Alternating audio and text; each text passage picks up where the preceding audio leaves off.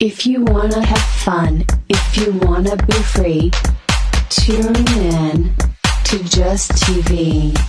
JusTV. JusTV.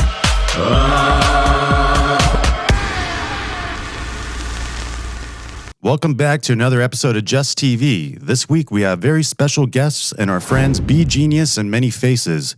We have a long history with them, working with them. They're amazing musical artists and engineers and producers. So we hope you enjoy this episode and finding a little more information about them. How you guys doing today? We're doing great, man. We're chilling on this in the new Blvckbox Studios. Yes, we are. This is the artist lounge / podcast room. Studio has a couple rooms here. We have a full movie stage setup production downstairs, and we have a music studio rooms here also. So, yeah, we're about to launch in the new year. Our podcast is going to be launching too, called Blvckbox Talks. We got it sponsored by Sweetwater. Wow. And then, so we're going to be making some plays and making some moves. Very exciting. And we also have another special guest. Please welcome back Man3faces. Thank you very much. Man3faces, Bg3nius, welcome. Bg3, let's run it. Yeah, he's actually a partner in the studio and with the podcast and all types of things. First thing I want to say is I fucking love the studio. I mean, I was so impressed. This is one of my favorite studios that I've been in. Yeah. It was a lot of TLC put into the build up. A lot of love, yep. A lot of good minds coming together to bring together something eccentric and artistic. To be honest, it's an art piece as well as an art-filled place of creation. Yep. Yeah, 100%. There's a lot of nice rooms, a lot of studios. You guys are getting it done. Yep, 100%. Yeah, how does it feel to be in Blvckbox Studios? Oh, it feels great. For me, it's just, I've been doing it for 12 years now. It's studio business, so it's just one of those. It's been my day-to-day ever since I quit Apple 13 years ago. Yep. So it's quit Apple, and I've basically been doing studios. We're on top of touring and everything too, but studio as far as day-to-day goes, that's been, the day-to-day grind. So what are all the services you guys provide? Well, this is actually pretty much one-stop shop. One-stop shop. We offer full-blown music studios with stage build-outs. We have a full drum room that's already set up. We have drums on site. As you can see, all the guitars in the room. Mm-hmm. It's come in, record, mix, master, and shoot music videos all in one. Yeah, literally. You could literally get your song made, recorded, mixed, mastered, and then be like, oh, you want to do the music video too? Oh, we'll come down to our fully immersive warehouse, and we got a full production team. Yep. Some of the best behind the camera and some of the best minds coming together. I mean, the roster of music videos and great things that have been produced out of here is just phenomenal. I mean, what's better than that? You literally can get everything done here, even promo. Everything on top of. What's the best way for people to reach out and book, there's a Peerspace setup that's Blvckbox Studios on Peerspace, but you could also just go to the Instagram channel, which is Blvckbox, and instead of an A, it's a V. Yeah. So we'll drop that down there for you guys in the editing, so you guys can see it. But so that would be the best way to contact. Yeah, very exciting, man. You're ending the year off strong. You have a new studio, a lot of opportunities here. Yep, it's very exciting stuff. Yep. What are you getting into these days? What are you working on? Oh, man. I mean, right now, I've been, because you guys know I've toured, but with touring experience also comes tour managing. So right now, I toured with Split Breed, then after that, I did tour managing for 2 years with OK. Mm-hmm. So that was with Shaleezy Group. So I seen how the Shaleezy Group actually worked, how their entire structure worked. We did every festival from Coachella, Hard Summer, everything. So on a massive scale, I've seen how everything works. Coachella was probably the biggest show I've ever done and the most stress because you have it's so they don't care who you are. It's you have Beyonce playing and she gets the same treatment as the guy who opened. Facts. It's it's so fast paced and it's you have production, so many movements. I was doing wardrobe for dancers to running the sound, DJing behind the freaking holy shit. Yeah, you're all over the place, man. Yeah. You're a man with many facets, you got your hands in everything. 100%. OK did play Coachella. That was a huge performance. I saw some clips. That was nuts. Yeah, it was super crazy because Jaden played right after us. So weekend 2, Will Smith came out with Jaden, and we're still backstage breaking down. That was pretty live. And Will Smith's just sitting there chilling. I'm like, oh shit. The floating Tesla. Yeah, exactly. The floating Tesla rapping on the hood. Yeah, so nuts. Absolutely. So nuts. I think they did it for a two-go too. Will Smith performed twice in a row. He said, "Let's run it back." Yeah, he did. One more time. He did. Really? Yeah. Nice. And the funny thing is that was Will Smith's first time playing Coachella. Yeah, it was epic. Yeah. It was absolutely epic. Yeah. Wow, that's exciting. Yeah. Yeah, so you've been busy these past 12 12 years. Yeah. 12 years, yeah. Yeah, This is you've the been busy. hardest working producer. I mean, if you're in the Las Vegas music scene, like he has either like done a beat for you or like Mixed your produced you, record, like engineer, recorded track you. vocals. 100%. So Vince, like, what about you? Like, what are some highlights? Like, you've been keeping busy, like, you know, putting out like tracks, like, from 2022. Like, what would you say, like, are some of the highlights that you've done? Well, highlights, yeah. Honestly, there's so much in the works right now. I mean, we even have a project going together. A lot of the people that are in the studio, like-minded, we've been intertwining a lot of different things on that element as well. Highlights, I'd say, is just opening up new doorways, new opportunities. The live sets have been getting even more amazing and intricate. We kind of got our hands in a lot of different things. Like you said, this is my right hand guy. I'm his right hand guy. We're literally partnered up on stuff. It doesn't matter if there's a loose end to have. Like, oh, we need a little chop on this. Oh, well, I also edit on this stuff too. Oh, I need a little vocal cut. Well, I do that as well.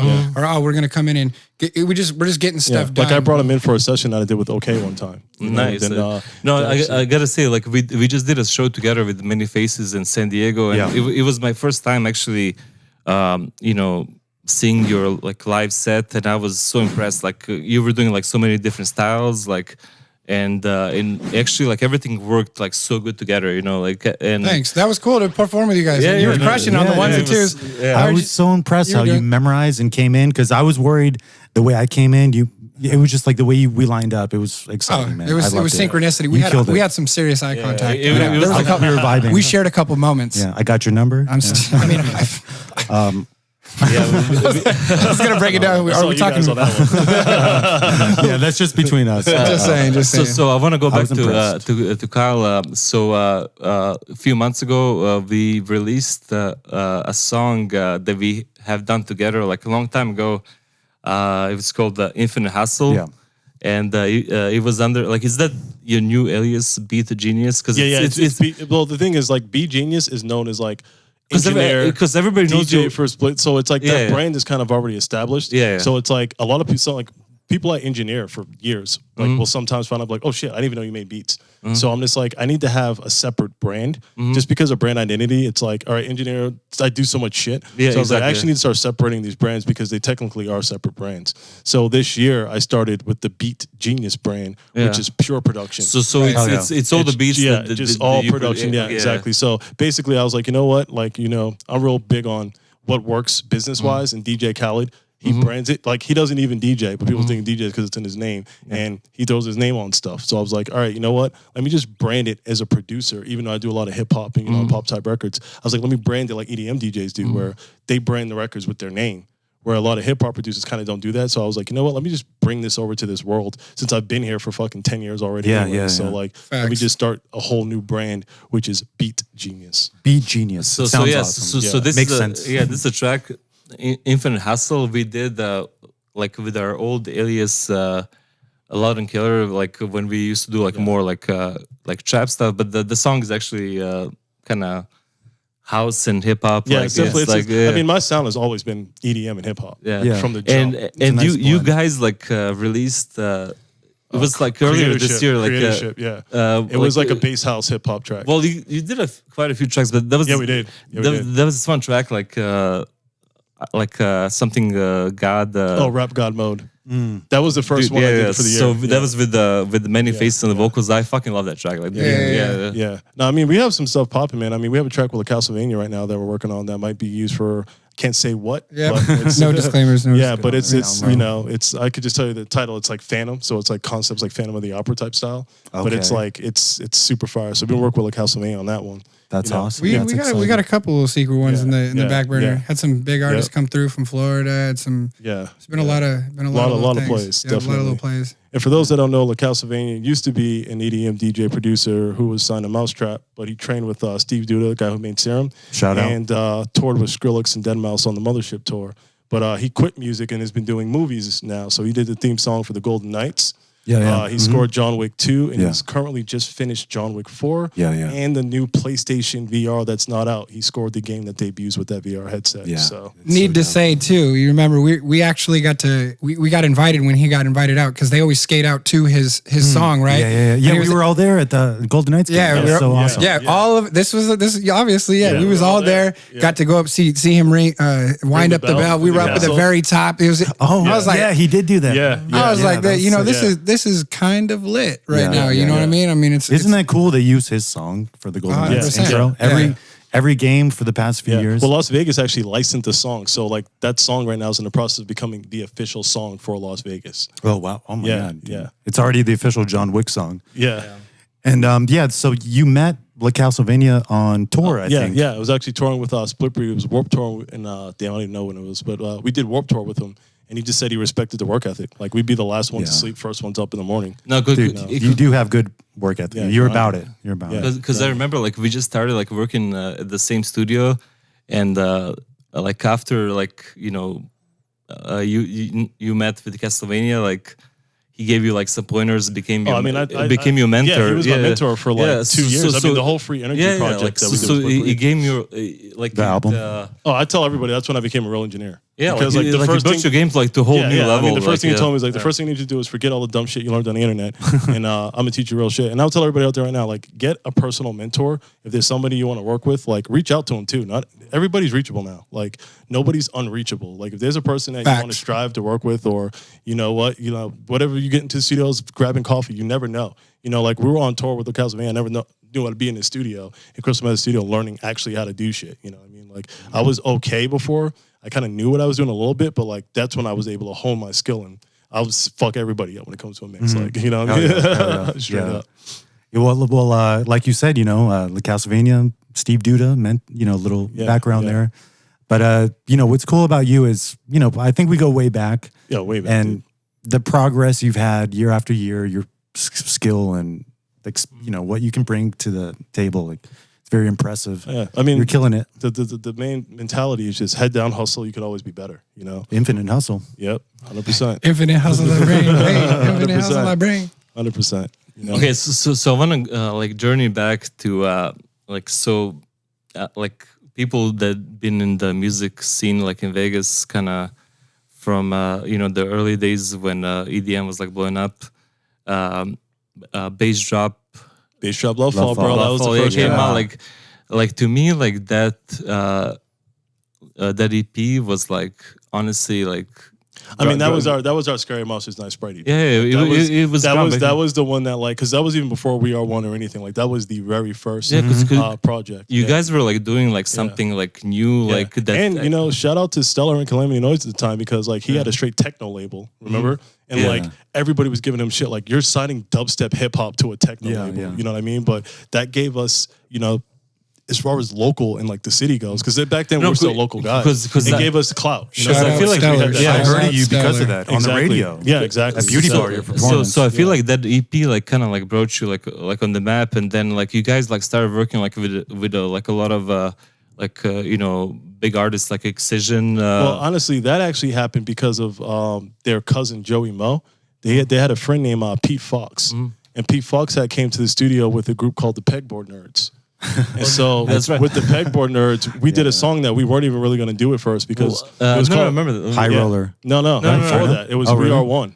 Oh, okay, yeah. And then- I remember that was number one on the Jelly Radio back in the day. It was number one. Jelly, It was number one on the Glitch Hop charts on Beat, but before it actually mattered, it was number one for like a year, and then on Jelly Radio when they had the EDM station out here, it was the most requested song of all time on Jelly Radio. Yeah, it was a great song. Yeah, and it was a song we We Are weren't even going to do it at first. We were like, what is this style? Because it was glitch hop. This is still early fucking 2012, 13. and you guys had a live drummer like in the early days, like And the very, very early, I mean, Split Breed started off as a live band. We had a bass player and a drummer, but once we started going more the electronic route, nightclubs weren't even. Yeah, it just didn't work. Some It's a nightclubs lot to didn't even- bring. You Not gotta only set that, it up. I mean, you got to remember too, we're doing EDM when DJs don't even talk. You know what I mean? So like, we're going to some of these clubs and there's no stage or even microphones. So how did you guys like start working together? Because like I never like actually like heard this story It was at Studio 77. Yeah, it was Studio 77. okay. Yeah. I got linked up with my boy Trip at the time, who introduced me to to the family. My best friend Kalani and Towie, and these are also members of Split Breed. And obviously, if you're going to get in on the trifecta, then you're three legs of the tripod here is genius. But I used to come out here. I swore up and down I would never move to Vegas. I was like, I will never be here. I was always making drives out here, and I was working with them at the old studio we're at. We've actually been doing stuff together for a minute, so it's basically like right after Castlevania. I probably met Vince. So what is the first? Yeah, and I met Castlevania through everybody too. It's when you have a tight net of people and all the real ones, you keep the real ones close, and you realize you're gonna meet all the real people too, and then everyone's gonna collaborate and come together, and that's the best works because think about it, the energy you're putting out there, and it is the like-minded energy is gonna come to you. So we could always weave out all the BS and all the fakes and all the snakes, 100%. So. I had the. Sorry. I just want to see, what's the first track that you guys actually did together, and released the. Released or done? Because we have two albums. We never even did a song with them. We're sitting on. That's always every artist. That we've released. I mean, the first song ever that we worked together on was what was it? It was at your house. Oh no! Yeah, facts. Yeah, you came. Yeah, you came out there. That was. Greatest. Yeah, Greatest. Greatest was and that's one of my best still performing songs to this day. Yeah. We all chopped it up. We literally, I think we had a killer over there too. Everybody was over there. We were all chopping up ideas. They were still at the old Skyfall Studios, or no, 77. That was it. We actually came with that idea at his house in LA. Yeah. Oh wow. That was when I was in. That was when LA. Yep. So I'd always be going back and forth. It'd either be from here, from LA to Vegas, or it'd be LA to San Diego. But it'd always be these trips back and forth. And then I ended up in San Diego for a while, and one of the other members of Split Breed, Kalani, took me under his wing right there too. So we were working together for a minute. He was pretty much managing me. I still to this day, if you want great solid advice or direction, I always turn to him. I mean, like I said, when you're operating on that higher frequency and you got people with eccentric, amazing minds, you go to that and you trust in that and you hold strong to that. So it's like, I mean, people have been taking me in on the wing and under the cusp and just honestly, it's been all love. So he's brought some of the best qualities out of me. Honestly, turned me into a way more structured, put together person. Because in the beginning, I was just an artist, a very happy artist. Like, hey, I got skills, I do this. But then it's like, no, you need to learn how to harness these skills. You need to compartmentalize. And it was just like the way this guy's mind works. It's structure. Everything's about structure. Business, baby. Business, baby. Keeping it cool. And he's taught me a lot of stuff. I'm not gonna lie. It's like. It was a little bit of tough love too along the way, but I just keep it real. But and that's all I'd ever want from anybody that's close to me. No, I was just in the studio with you, and you're managing the people in the session, making sure the task gets done, and I was very impressed. So it was working with 100%. Someone who actually gets it done. Wow, that's cool. Was he involved in Drip Sauce or? Yeah, he's got a feature on Drip Sauce as well. Oh yeah, nice. Yeah. It's like that now. Now it's just like, all right, hey, I got another project. Like, make sure that we're getting a couple. Get in here. Yeah, just bringing the crew together. Yep, 100%. Because a lot of people don't know that Genius got some bars. He spit some bars, bro. So you want another identity? You used to be literally a professional freestyle battler. I was going to bring that up. There's clips. He used to wreck people. You've taken people don't know that. belts home. You've won champions. Yeah, I mean, I was. It was what was it called? A-Hat TV. I mean, it's still on YouTube to this day. But it was Bg3nius no 3 just to E. Yeah, and that was the battle rapper. Yeah, okay, so straight out of Philly. Straight out of Philly. Can we get some live No. Okay, good. Here's the reason I started freestyling. Because you freestyle, you rap for free. Hey, fat. Yeah. He's a businessman. I was actually shocked, because Kyle completely changed his personality, since those early days. So I used to drink back then. I mean, it's been 10 years. So when I found out that you did this, I was kind of shocked. But then I saw the videos. I'm like, holy shit! This is fucking. You were fucking killing it. Yeah, back in the day, man. But the thing is, my heart's always been more on the tech side. As I used to work at Apple and shit. So I realized that I was like, yeah, I could do this. But if you want to basically become a master at the craft, it has to be something you go all in at. If you're a quarterback in high school, you might be a good quarterback, good wide receiver, but when you get to college, you got to kind of pick that position if you want to go to the pros. Yep. So I was like, all right, let me function on a skill set that I really want to hyper focus on.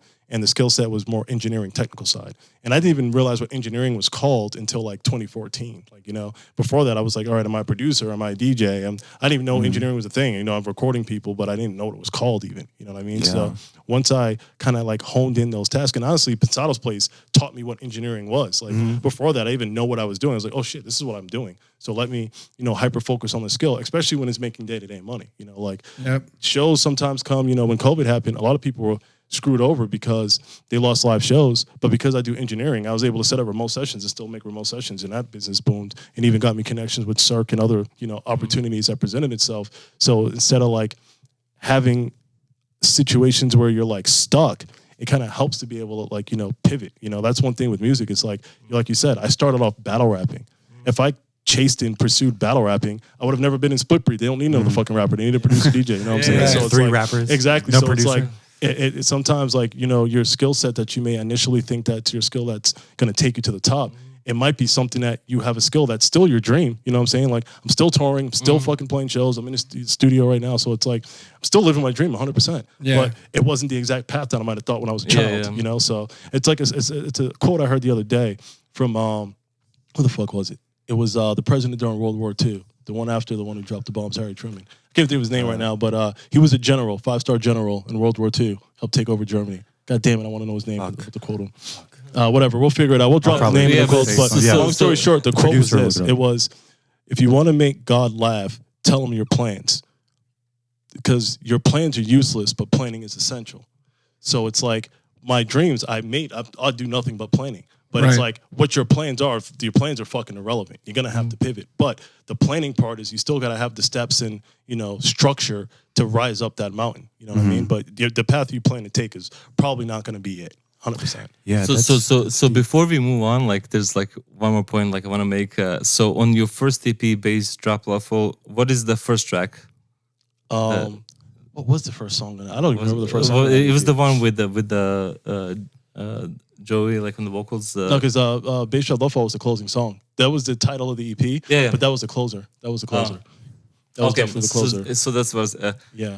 So that song to me like defined like that like Vegas scene like for that year, because you guys came out like, because me like I didn't know you guys at the time, you know. Yeah. I was like a fan, and I remember like you guys played a show at Beauty Bar. I was there at the release party. Yeah, like Yeah. and like honestly like you were the first like EDM act that actually had like fan base, and like, you know, it to me like it kind of like shaped that scene like at the time, you know, like that's I mean the thing is too, dude, like what we were doing, like it's still considered new now to do live music with EDM. You know what I mean? Like we're doing this shit in 2011. Yeah, I think you're ahead of like Split Breed was ahead Like of its time. I would agree with that Especially with too. hip hop and Way ahead of EDM. the Yeah, I time. mean, we were like one of the first to do it. because the only like other artists like that were kind of like mixing like hip hop with like EDM was the foreign. Yeah, it was all yeah, UK foreign- guys. yeah, It foreign- was all yeah, UK yeah, guys. yeah, It was all UK Yeah. hip hop. Doing like, come on, America, like we don't Yeah. take UK rap And, seriously. and Split Breed worked with the biggest artists in, you know, Oh, I Excision. mean, dude, Excision. I mean, the list goes on. Barely Alive. I mean, So- Barely Alive. Yeah. So the second album was Free Energy Store, which was named after the Skyfall Studio. So we were actually there, like, because we started like working in the studio like together. Yep. And we kind of witnessed like the whole process, and we were actually like part of like one of the tracks, which is like one of my favorite Split Breed tracks. Well, the thing is, too, And Pray. you And guys, Pray. no, Yeah, no, Pray. but you guys are also on the first album, Sirens. Yeah. Hot Yeah. Club. Sirens. You know, yeah. we did Sirens, and we actually have songs that were supposed to be on the album that we didn't put on it that I played recently. And I'm not going to say anything about new projects coming out because I'll think they're coming out, but then they don't. But there's some songs that we did back in the old studio that I played recently for Kalani, and he was like, "Holy shit! Like this is an old song." You know, like there's probably about 5 or 6 tracks that we did that are just still sitting on, you know, my laptop. You know Not even the tracks a good that, thing. that we've done too on the left we side. have a pile growing. Yeah. But that's I think that this whole decade from 2020 to 2030, because I think I plan in decades. Like that's how my mind works. It's like I have decade plans, you know. From 2010 to 2020, we were together. I always said we want to have a big major studio. You know what I mean? Here we are, you know, at the top of the decade. So that goal's been achieved. So this goal is like, all right, all this music that we're sitting on, it's like it might be old to us, but it's like it still has to be released because we'll play people our first album even Mile High Club, and they'll be like, "Oh shit, when are you guys dropping this?" I'm like, "Dude, I made that shit in 2010." Yeah, you know, but honestly, it still sounds timeless and releasable. I think that's modern. like that's the biggest like mistake that producers make is 100%. is sitting on so much 100%. like so many tracks like and you know kind of like not being like confident enough to like release it because like we have like over 100 tracks like that. We have at least 5 with just many faces. And yeah, with like Dude, put it this way, okay, when he blew up, like he'll straight tell you, like Thief, it was turned down by every label. So he was signed to Aoki at the time. And Aoki actually turned the record down. He's like, we only want heavy trap from you because, you know, we sing you on the song. So he had 20 songs. He's like, fuck it, I'm just going to release all this shit. So Thief was one song out of 20 that blew up. But it was 20 songs that released. It just so happened the song that he was even iffy about releasing is his biggest record of all time. Ends up becoming the biggest one. Like he played Coachella from it, and then Steve Aoki went and remixed the song. Then he turned down for his label. You know what I mean? So it's like that's Kenny just, G won on stage with him. Yeah, that was my first show actually with OK. With Kenny. Oh, yeah, at EDC my you were there. first job with OK was that EDC with Kenny G because I was doing stuff with Aquila at the time, and I was running her vocals when she performed with Excision. Wow, this is when I got into the tour managing aspect. Because that's a lot of pressure to Well, the thing is, I've been doing EDM and vocals forever. I'm probably one of the first guys in America to actually do like full EDM and vocals. So anytime EDM guys doing stuff with vocalists, they may not interact with vocalists much. So my buddy's like, "Hey, dude, this is what you do. So why you come on help?" I was like, "Yeah, fuck it, I'll do it." And then he's like, "You know what, dude?" He's like, "I'll tell you this much: you were here and everything went smooth. So do you want to do OK with Kenny G tomorrow? Mind you, we're leaving EDC at 7 a.m. Our sound check, he tells me this in the car. Hey, we got to be back at EDC at 10 a.m. Oh my God. 7 a.m. We're leaving what EDC. The hell? How do you do it? I went home, slept for 30 minutes, and then took a very cold shower, got up, and then went to EDC. I remember this. Yeah, that's wild. Yeah, that was a big moment. So for me too, because that's when I got introduced to tour managing. Because OK's computer overheated at sound check, and because I worked at Apple, I knew that to cool it, ice towel, cool it off. So before Kenny G had his saxophone set up, I already had OK's laptop up and running and cooled off because, you know, this was when fucking EDC still in June. It's fucking middle of it. It's fucking noon in June in Las Vegas. It's fucking like 1,000 degrees. 1,000 degrees. 100%. So like my first day on the job, I come and save the day and everything runs smoothly. From that point, that's when I got brought into the tour managing aspect where people are like, all right, this motherfucker can shit will run smooth. You know, so like from the shows I've done, my experience having someone like you to, you know, in case shit hits the fan, like it's so comforting to know, like, because I'm like dumb. Well, no, that too, man. There's so many moving pieces with the show. Like everybody that watches the show, like it's like everything runs so smooth. Like even in fucking Coachella, you know, as large as that stage was, they gave us measurements. We had I mean, I'm fucking with the Shalizi group. This guy's like manager of the year, fucking 3 years in a row. We had the wrong measurements. Nobody measured the catwalk, so we had cables that were fucking short. So like we had 100-foot cables, but it's 125 feet they have to go, and I have 30 seconds to figure out how to make the cable reach the instrument. So what I did was I took an instrument from stereo, put it mono, fucking daisy chain, the XLR. If anybody's gonna fucking figure this out, you know what I'm saying? So it's like that's pressure. Yeah, like dude, like that's why Tom Brady. If people don't know me, you know that Tom Brady is fucking GOAT #1. Like I'm like, it's you got to be able to deliver when you're under pressure. Because if you can't deliver under pressure, like I'll tell you right now, this is one thing. I don't ever tell people don't pursue dreams, but if you can't deliver under pressure, do not pursue entertainment. Because this entire industry is fucking, you're going to be under pressure. You're in a studio with a client. So if you don't know, like Kyle bases his whole life on Tom Brady. That's very true, bro. Very true. I got a question. Is he going to retire? What's going to happen? Honestly, man, it's so tough to say, bro. Like, because it's like his arm's still there. You know, you got guys dropping passes. Their line's completely gone right now. Last year, he still made it to the playoffs. The year before that, he won the fucking Super Bowl. You know what I mean? So it's like, you know, it's so tough to exciting say. To see what happens. So I want to go back to Vince for a second. So a few months ago, I went to see Mr. Daddy's Cabaret, and you were one of the performers. Like, and honestly, like I was so impressed with your performance. Like, it was one of the highlights of the night. Like, how did you get involved, like, with working on the show?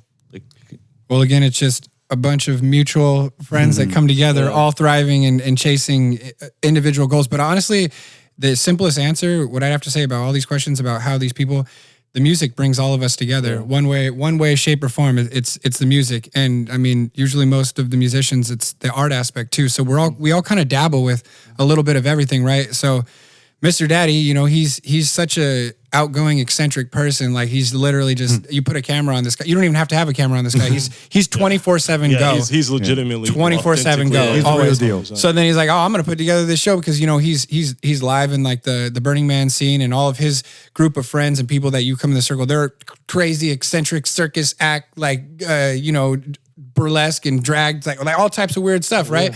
And then he's always talking about, he's like, hey, I got to get you on there. I'm like, well, I don't know what you want me to do. I'm not gonna strip down, get naked, or like, you know, pierce myself live on stage or something like that. But I was like, I'll sing. He's like, oh no, we're gonna do sing. We're gonna have you sing. And I was like, I was like, all right, because that's what I do. Because he's always like, I just want you to sing. I said, all right, I'll give it a try. I was like, you know, I'll do it. So I mean, that's how it all started. And then from there on, it was and then plus, actually, the very first one that you guys seen, I think we talked about it last time you guys had me on. I got to perform with Jen Rinaldi, and she's like one of the top performers out here, and she's like, this is amazing. This is gonna be great. I'm like, I'm amazed. Like these super talented dancers while I'm singing. It was like, oh, it's cool. Do you guys have any like coming up shows?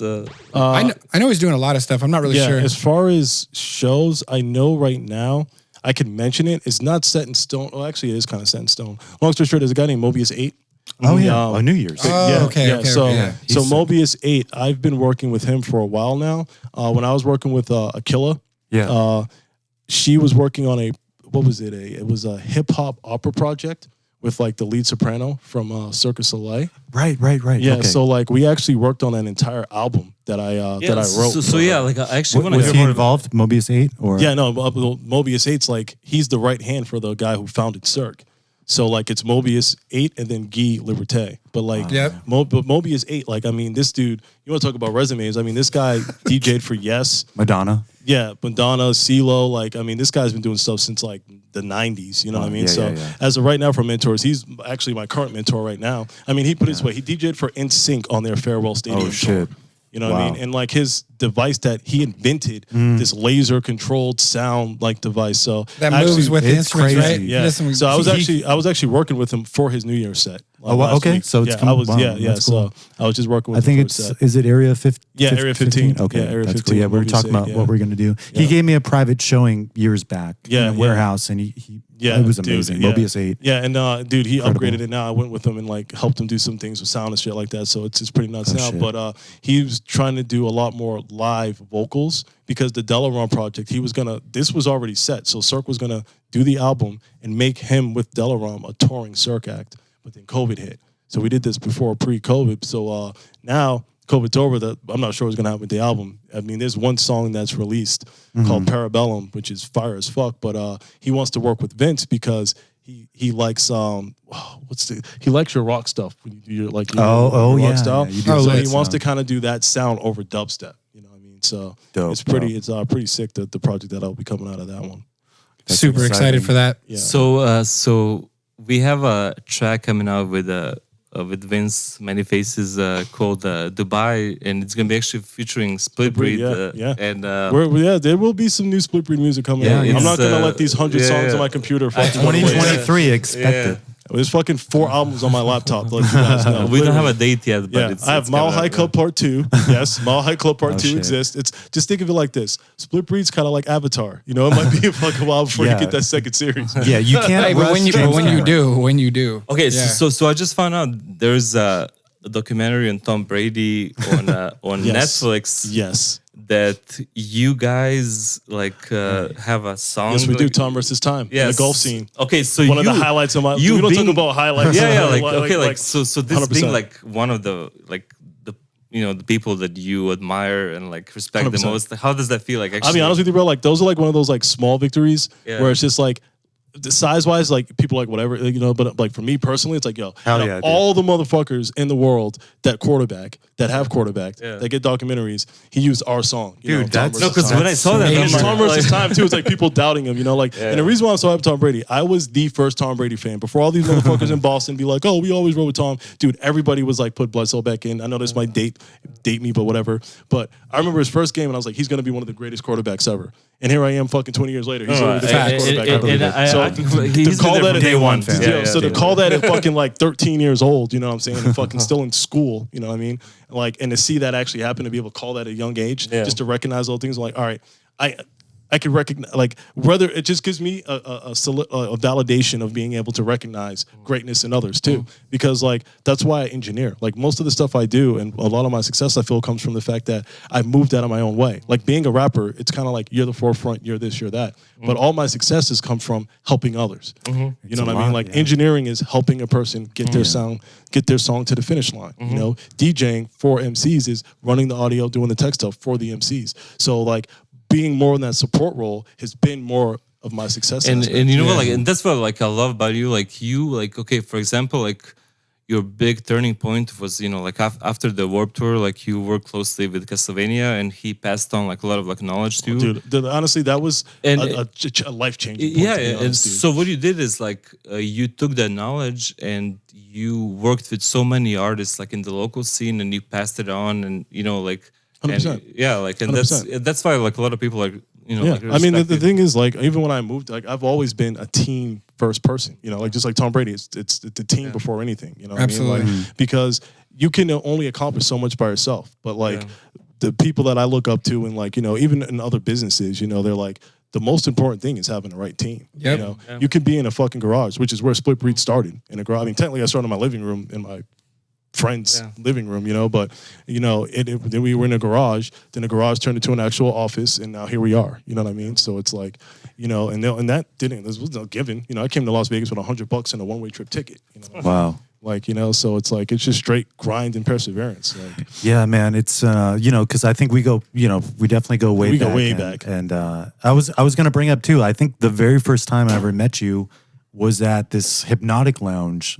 And you were DJing this night, and I came on before you, and you were, I think you're right. I remember Hypnotic Lounge. Yeah, there was like Ambrose, Ego's It. Yeah. Was DJing. Well, I mean, dude, that was back when like we were all coming up playing like the random bars. Yeah. To be honest, bro, I consider like kind of the heydays, because back then it was like, it was kind of fun. Like it wasn't as business minded. Like I still was working at Apple DJing, because dude, I was DJing at Blue Martini. We were doing Artisan. I don't even think existed yet.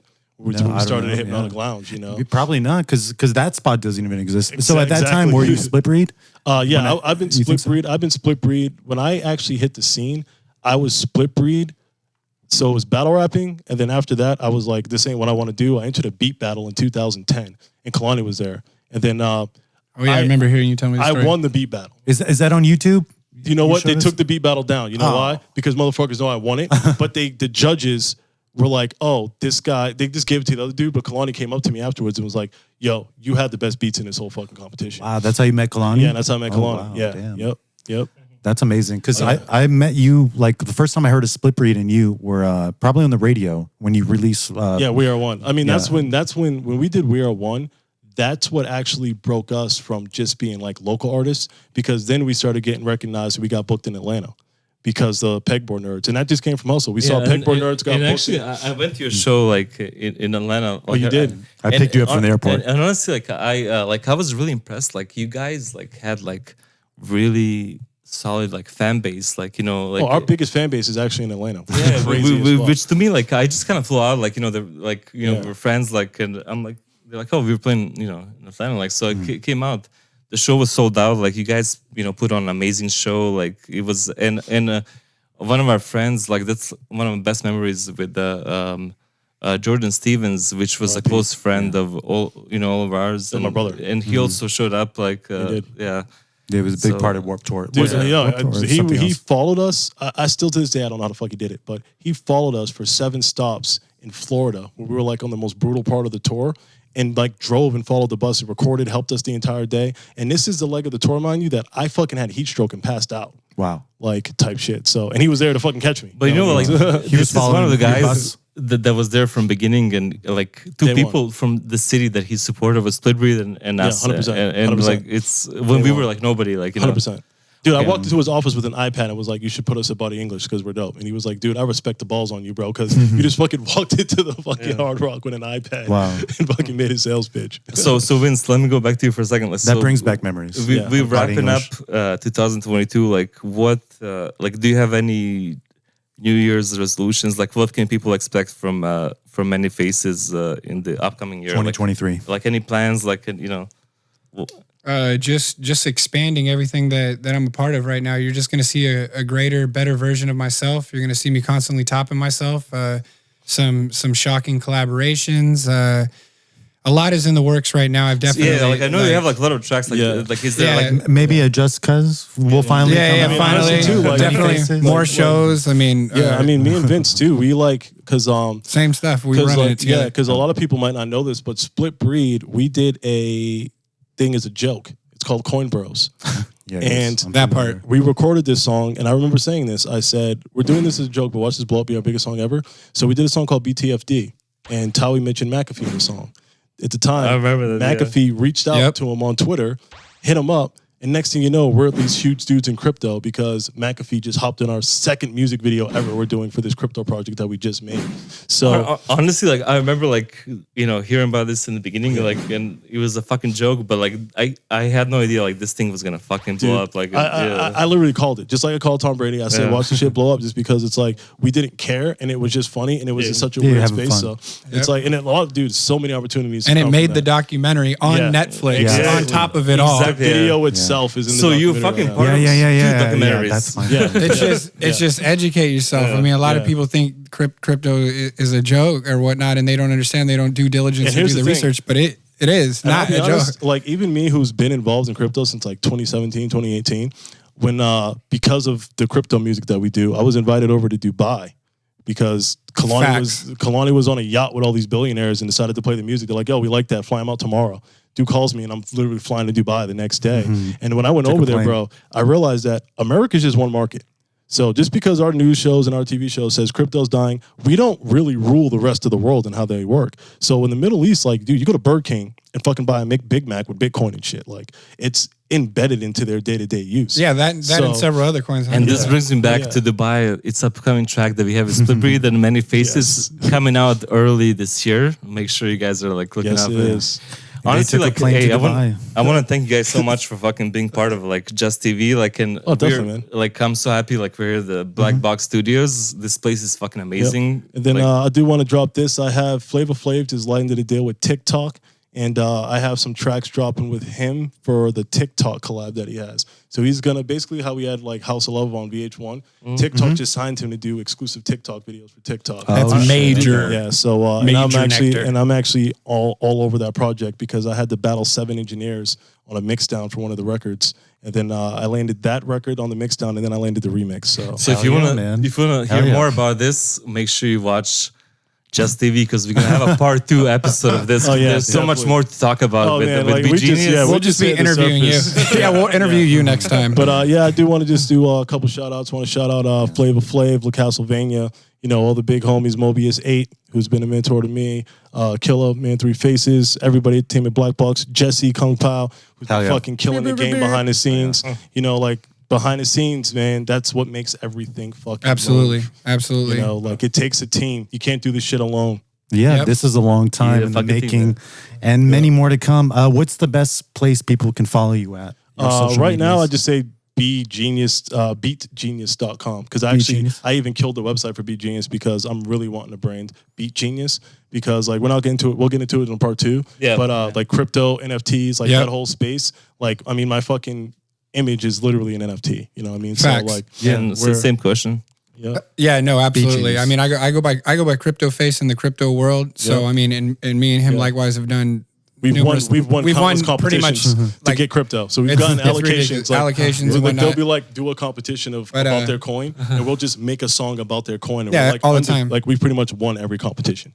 So, but I mean, as far as artistry, just at Man3faces, everything. So he's another person who taught me how to compartmentalize and keep everything one set stuff. I had my stuff scattered around so many different ways and whatnot. Now it's like, and this is Blvckbox Studios. Yeah, Blvckbox Studios. The A is upside down for a V, but it's just swag on swag on swag. Blvckbox, baby. Like you see it just like that. You guys, I'm happy we got to sit down and definitely, man, have a great talk with the homies, but also some amazing, talented people that we work with. And you guys talented yourselves too, man. Pat yourself on the back. Yep. So make sure you follow Bg3nius, Man3faces, and thank you guys for joining us for another episode of JusTV. We out. We'll see you next week. Boom, boom, boom, boom, baby. Bam.